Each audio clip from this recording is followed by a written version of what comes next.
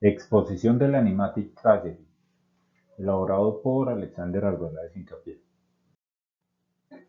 Para la realización del storyboard se utilizó la herramienta de uso gratuita Pixton, con la cual se elaboraron los personajes, se añadieron los fondos, se crearon para cada una de las escenas del storyboard todas las secuencias con lo que se pretendía con respecto a cada una de las escenas. En esto el aprendizaje de la herramienta, digamos que fue muy intuitivo, fue sencillo. La dificultad más grande es que la herramienta después de 30 días ya pide que se realice un pago, que se realice como tal, y si no, ya se bloquea y no permite una edición posterior. Despiece del storyboard. Para realizar este despiece se utilizó la herramienta Adobe Photoshop con lo aprendido en clase. Se utilizó las herramientas de recorte y con esto se separaron los elementos por capas. Este despiece fue enfocado para cada una de las escenas, pensando en lo que después se iba a animar para el animate. Maqueta del sonido. Para la elaboración de la maqueta del sonido, teniendo en cuenta todo lo que se había descrito en el storyboard, se hizo la búsqueda de los efectos sonoros y algunas piezas musicales en el sitio Freesound. Para la música como tal, esta se obtuvo de videos de YouTube. Todo esto con lo que se aprendió en clase. Las pistas de sonido fueron organizadas, se quitaron los elementos que no eran necesarios utilizando la herramienta de Audacity, y para la generación de los textos se utilizó el sitio FreeBTS, que permite convertir el texto en voces con diferentes, eh, digamos, personajes, y estas voces fueron también, digamos, depuradas con la herramienta Audacity. Para el montaje y la animación, en esto sí hubo una mayor complejidad porque se exploraron algunas herramientas que permitieran y que fueran compatibles con Adobe Photoshop para optimizar como los tiempos.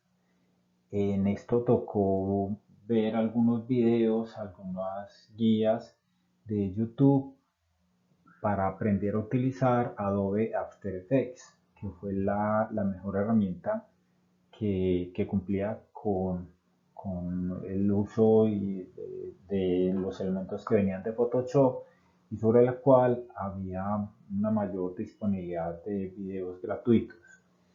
Con esta herramienta se ingresaron por cada escena los elementos del despiece. Se utilizó una animación básica para lo que se pretendía con el animatic, donde siguiendo lo que se indicaba en el storyboard, se animaron las piezas, se generaron algunos efectos, sobre todo de iluminación con los destellos de los truenos, de los rayos.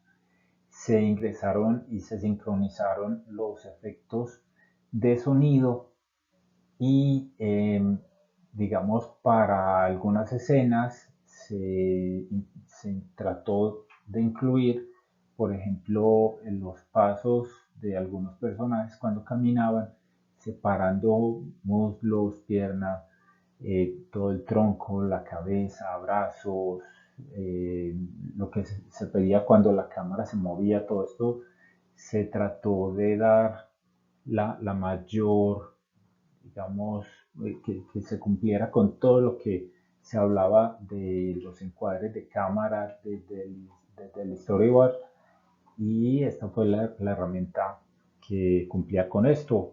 Es una herramienta compleja. Digamos que la parte más difícil fue esa, fue el aprendizaje de esta herramienta. Sin embargo, se llevó a cabo para lo que se pretendía. Ya para la inclusión de lo que era la pista sonora y que se juntaran todas las escenas que venían de After Effects en un solo video, se utilizó la herramienta Adobe Premiere, que fue la que vimos en clase. Ya en esta se creó el video como tal y se ajustaron y se sincronizaron algunos elementos. De aquí, la mayor dificultad es que si es una herramienta que consume recursos, igual que el Adobe Photo, el Adobe After Effects. Entonces, eh, digamos que lo que se veía con respecto a lo que se esperaba podía cambiar en los tiempos. Sin embargo, se trató de ajustar, se aumentó el volumen y se trató de normalizar los sonidos para que todo, digamos, un sonido no opacara el otro y las transiciones fueran lo más fluido entre escena y escena, cumpliendo con lo que estaba en el storyboard.